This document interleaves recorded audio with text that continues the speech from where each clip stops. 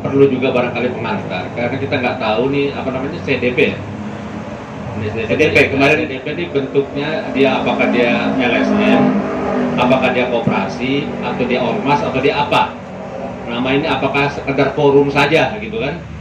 Karena kalau kita menyimak tadi yang Ibu Aan sampaikan, itu kan ini biar bagaimana nih masalah ada profit ya, ada usaha, ada profit, tentu ada penghasilan. Di samping juga bagaimana mengarah kepada kesejahteraan anggotanya. Kalau koperasi kan gitu. Tapi kan dia harus ada modal dasar dan juga harus ada usaha-usaha yang real. Gitu. Nah ini, oleh karena ini kita ngobrol, saya rasa ini intro saja dulu. Kita membuka cakrawala pemikiran kita supaya satu dalam visi dan persepsi kita apa sih sebetulnya ini, gitu. Kalau arahnya kepada adil makmur tadi sudah secara jelas ya, kemana arahnya kita sudah nangkep. Nah, itu idealnya seperti itu. Tetapi nanti tentu ada aturan-aturan lebih teknis ya. Karena biar gimana pun juga di sini kan ada tata caranya, ada aturan bagaimana kalau sudah menyangkut uang biasanya orang kita nih apa kebanyakan yang nyimpennya enggak, minjemnya sering gitu. Nah, saya rasa ini yang perlu di brainstorming di dalam diskusi kita ini supaya kita apa sih latar belakang dasar pemikirannya sehingga dibentuk ya pada ini. Apa yang di dasar pemikiran, kemudian kemana arahnya, dan siapa personil-personil yang sudah dihimpunnya kira-kira. Nah ini perlu disampaikan supaya kita sama dulu, karena kita masih gelap. Kalau tadi yang disampaikan oleh Bu Aan adalah yang sudah berjalan, dihimpun sudah berjalan, memang sudah lama itu. Gitu. Nah yang hendak kita contoh beberapa langkah-langkah yang sudah baik itu. Nah dalam konteks yang CDP ini, yang notabene nanti kita akan berusaha menjadi semacam bola salju ya, semakin lama semakin besar lingkarannya, tapi titik tekannya adalah kepada keluarga besar Partai Berkarya. Itu titik tekannya, karena soliditas dan kebersamaan dan persaudaraan itu terbangun karena memang kita ada latar belakang kebersamaan sebelumnya. Walaupun selama ini karena peristiwa politik praktis sudah berlalu, tapi melalui forum ini barangkali kita bisa lebih meningkatkan silaturahim kita. Yang titik tekannya adalah bagaimana tentang ekonomi. Karena biar bagaimanapun juga kita mau bergerak di bidang apapun juga, kalau ekonominya lemah nggak jalan kayaknya. Betul. Jangankan kita partai politik ya, negara aja kalau nggak ada ekonominya ngutang dia, ya kan gitu, nggak jalan juga gitu. Nah, saya rasa itu dulu barangkali, karena di sini banyak teman-teman juga banyak pengalaman seperti latar belakang masing-masing. Ini perlu kita gali supaya kita sama dulu gitu. Kalau kita udah sama pemahamannya, maka kelanjutannya hanya teknis saya rasa. Tapi kita masuk ke area-area yang prinsipil itu apa? Saya sendiri masih gelap terus terang aja, baru pertama kali ini. Iya, baru pertama kali. Terima kasih. Ini memang acara pertama kali Bu Indira dan buat teman-teman juga yang hadir. Jadi kita mencoba konsep baru untuk bisa lebih menyentuh terhadap masyarakat.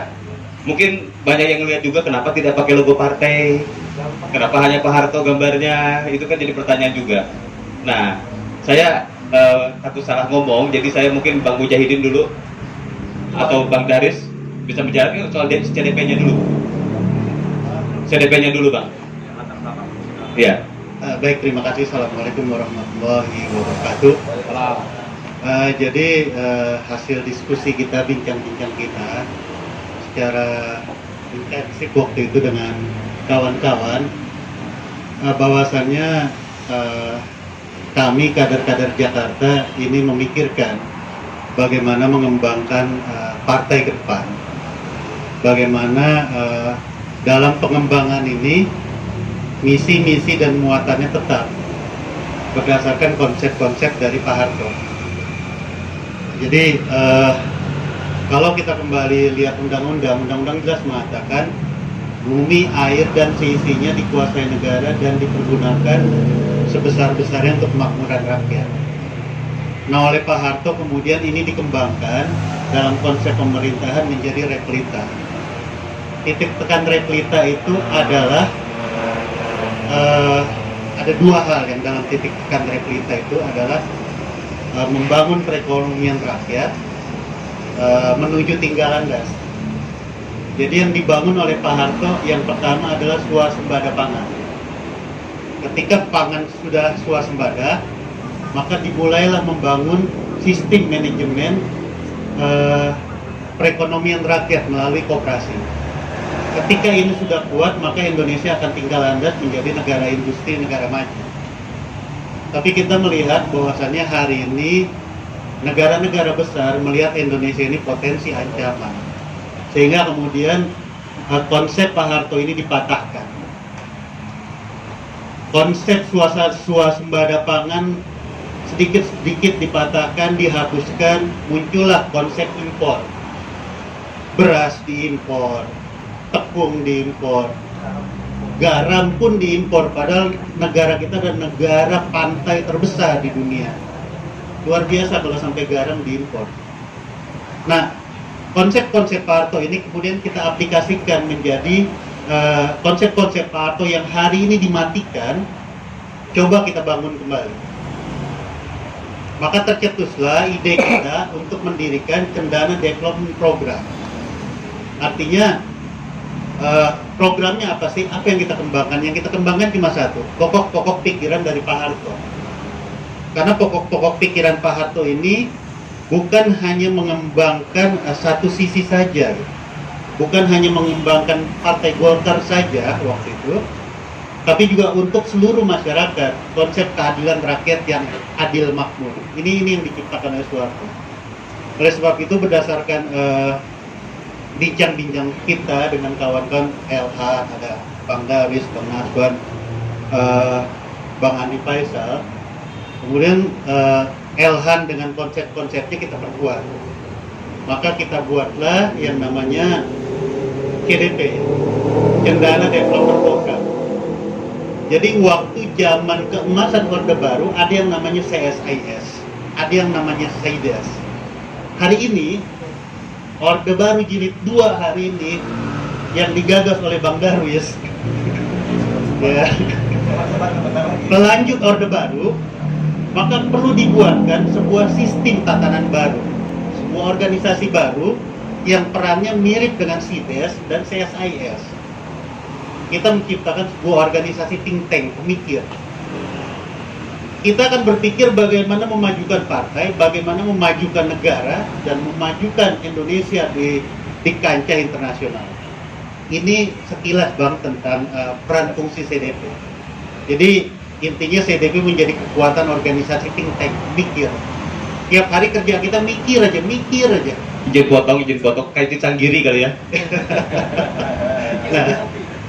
Cisanggiri menerorkan ini loh, banyak profesor loh. Nah, Elhan waktu itu bertanya, Bang, apa langkah-langkah kita? Langkah-langkah kita yang pertama adalah kita ngopi bareng dulu deh. Kita tukar pikiran, kita undang tokoh-tokoh yang hari ini banyak bersembunyi, banyak bersembunyi. Seperti yang saya jelaskan tadi, ada babe kita yang bersembunyi di hutannya hari ini, ya Bang Naswan ya, udah bertemu gitu. Sementara babe kita yang hari ini bersembunyi di hutan, itu dulu pada zaman Pak Harto menjadi penasehatnya Pak Harto di bidang lingkungan hidup. Dia dapat Kalpataru, dia memberikan masukan-masukan kepada Bapak Harto, kepada Butin. Dan salah satunya Taman Anggrek di Grogol itu dulu yang bangun Pak Harto dan babe kita yang hari ini bersembunyi di hutan. Saya rasa kita harus hunting mencari tokoh-tokoh yang tersembunyi ini untuk kita munculkan di Partai Berkarya, menjadi kekuatannya Partai Berkarya. Karena jujur saja, tokoh-tokoh tersembunyi ini mereka lah yang memegang kunci-kunci pergerakan di daerah, karena selnya masih hidup. Jadi itu aja yang bisa saya sampaikan untuk yang pertama. Terima kasih. Oke. Waktu itu kita di malam yang sama, di jam yang sama dan sama-sama Bang Andi Faisal yang juga menyumbang pemikiran terhadap CDP. Silakan Bang. Sedikit saja ya. Biar jadi seperti itu Bang, ilustrasi di konsep ininya. Tapi sebenarnya kita lebih mengarah kepada konkret, hal-hal yang bersifat konkret. Tapi hal-hal yang bersifat konkret implementatif itu harus dimulai dulu dengan pemikiran yang matang, kemudian mulai melangkah. Jadi seperti bayi, tidak akan mungkin kita berlari, kita harus melangkah satu dulu. Dimulai dari hal yang kecil. Nah, dasar pemikirannya seperti tadi. Ada kita bicara grand besarnya ekonomi, itu ada kegagalan masalah pertumbuhan ekonomi kita sebenarnya. Kenapa Orde Baru Orde Lama itu gagal? Karena konsepnya yang tidak jelas. Ada yang menganggap seperti itu. Itu konsepnya Prof. Wijoyo Niti Sastro, ya. Jadi kita bicara dari situ dasar paradigma berpikir awalnya. Kemudian salah satu kegagalannya lagi adalah bahwa pembangunan nasional berjangka semesta berencana itu punya Pak Karno. Itu gagal karena terlalu banyaknya aspek politik. Masyarakat terkotak-kotak, satu, kemudian aspirasi masyarakat sehingga akhirnya terbatasi. Kemudian masuklah Orde Baru masuk dengan konsep pembangunan nasional yang diterapkan melalui retorika seperti yang dijelaskan tadi. Nah, ada perbedaan, saya mau ilustrasi sedikit ya. Ada perbedaan, kegagalan itu kemudian diadopsi, dilihat sebagai sesuatu kekurangan, diperbaiki di zaman Orde Baru. Nah, kekuatan dari Orde Baru adalah bahwa ada satu anasir dari perekonomian itu yang tidak diperhitungkan di zaman Orde Baru, Orde Lama. Apa itu? Yang namanya stabilitas. Nah, stabilitas ekonomi kita itu ditopang lagi dengan kepemimpinan Pak Harto. Itu kita harus akuin. Apa itu? Adalah konsistensi dan komitmen yang tinggi terhadap pembangunan. Nah, ini yang banyak yang kita tidak kaji di sisi yang itu sebenarnya, dan itulah buah pikir sebenarnya. Kalau kawan-kawan selalu ngomong ideologi, esensi falsafah ideologinya Pak Harto sebenarnya ada pada itu. Kekuatan kepemimpinan yang ada pada diri beliau diimplementasikan dengan komitmen yang kuat, disusun dengan strategi dan yang tepat. Ditambah lagi satu lagi, ditambah lagi adanya aturan regulasi, aturan soal anggaran yang terstruktur dengan rapi, terencana, seperti itu kira-kira. Mungkin Ibu An lebih paham itu. Nah, itu kondisi real sehingga pembangunan berjalan. Kemudian terjadi perubahan peta politik. Nah, ini berkaitan dengan memang salah satu aspek juga dari pengaruh ekonomi, kepemimpinan nasional. Jadi Pak Harto itu bukan karena konsep itu, tapi ini politiknya, kepemimpinan nasional yang membuat itu menjadi persoalan negara jadi kacau, sehingga otomatis berdampak terhadap pertumbuhan ekonomi. Nah, sekarang itu masa lalu. Kita bicara kondisi sekarang. Kondisi sekarang, peta ekonomi kita itu banyak dipengaruhi oleh global ekonomi di luar internasional. Lemahnya pertumbuhan ekonomi internasional turut berdampak terhadap lemahnya pertumbuhan ekonomi Indonesia. Ditambah lagi persoalan geopolitik di beberapa negara-negara. Saya kasih contoh bahwa betapa sebuah geopolitik ini mampu mempengaruhi. Kemarin ada kejadian rush. Ada rush di India. Kalau kita baca berita yang terakhir, ada rush yang besar-besaran terjadi di India. Nah, di situ yang terjadi adalah, kenapa? Karena sebuah kebijakan dari Presiden Narendra, Presiden Narendra itu menerapkan konsep itu kemudian dituangkan dalam sebuah strategi regulasi. Maka muncullah, ini kejadian kan baru hari Jumat kemarin rasnya. Jadi seluruh masyarakat India menarik uangnya sedemikian rupa dengan hanya menyimpan minimal 50.000 rupiah, dan itu membuat panik dalam negara. Ini terjadi sekarang. Apa yang penyebabnya? Salah satu kajian, ada kajian dari lembaga studi itu mengatakan bahwa salah satu penyebabnya adalah karena penerapan regulasi. Jadi ada regulasi namanya Civilization Amendment Act. Nah, di situ membatasi partisipasi minoritas kaum muslim. Jadi saya nggak bicara soal etnisnya, tapi itu yang terjadi fakta negara. Nah, kita nggak mau hal itu terjadi juga di kita. Nah, konsep negara kita sekarang Indonesia menuju kepada 2045. Apa yang dituju? Ekonomi maju, adil, dan beradab. Nah, di dalam kitab rencana pembangunan jangka menengah 2020 per 2024 itu kan jelas di situ teragendakan. Nah, saya tidak membuka kajian itu kita boleh paham sedikit-sedikit, tapi itu bentuk kajiannya karena berkaitan dengan konsep itu tadi. Tapi yang paling penting adalah tujuan, apa sih yang kita membuat. Jangan kita hanya terlalu banyak wacana tapi tidak ada perbuatan, terlalu banyak ngomong berkarya tapi satu karya pun tidak ada kita hasilkan. Jadi mendingan karyanya kecil tapi ada, daripada gaungnya kita begini, kita lakukan seperti ini. Nah, itu kita mulailah, insya Allah kita coba menapakin dengan konsep membuat satu semacam lembaga, karena tetap harus ada lembaga. Saya kaitkan dengan ilustrasi dari Ibu Aan tadi. Boleh saja konsep ini diterapkan yang ada di Humpus, dan itu kan sudah berjalan dan sudah dinikmati oleh anggota. Tetapi konsep ini bisa saja diadopsi kemudian diimplementasikan melalui jalur politik. Misalnya DPD, tapi itu kan DPD sendiri, kita lihat apakah bisa berkarya dengan membuat lembaga-lembaga seperti itu yang mampu berafiliasi ke sana. Nah, mudah-mudahan aja menjadi kajian kita ke depan, mudah-mudahan lebih bagus. Saya kira itu yang ilustrasinya yang saya bisa gambarkan sekian. Gitu. Oke, terima kasih Bung Andi.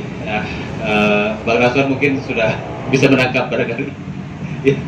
Jadi inilah kenapa sampai hari ini kita bikin kegiatan pertama kali, karena memang biasanya kita buat acara sering, tapi di dalam.